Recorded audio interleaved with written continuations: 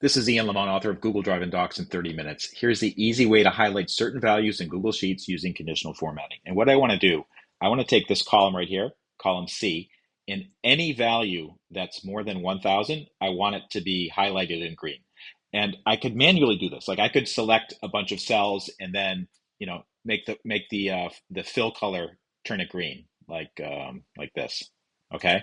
The problem is there's way too many cells here, and it just takes too long to do that.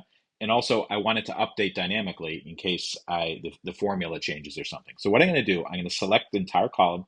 I'm going to go to Format, and then I'm going to go to Conditional Formatting.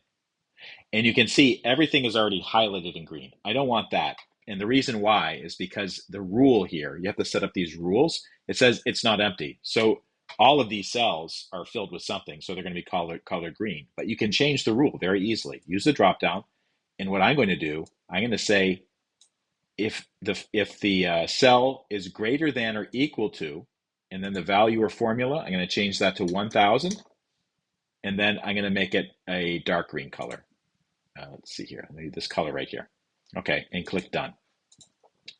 All right, so that's looking pretty good. But there's another rule that I want to add as well. Not only do I want to have the values that are more than 1,000 turn green, I want to have the values that are between 300 and 999 turn light green. And this is the way you do it. Highlight the column again, click the button that says Add Another Rule, change the drop down to Is Between. So the first value I want it to be between is 300, and then the second value is 999. And I'm going to just keep this light green color and click Done.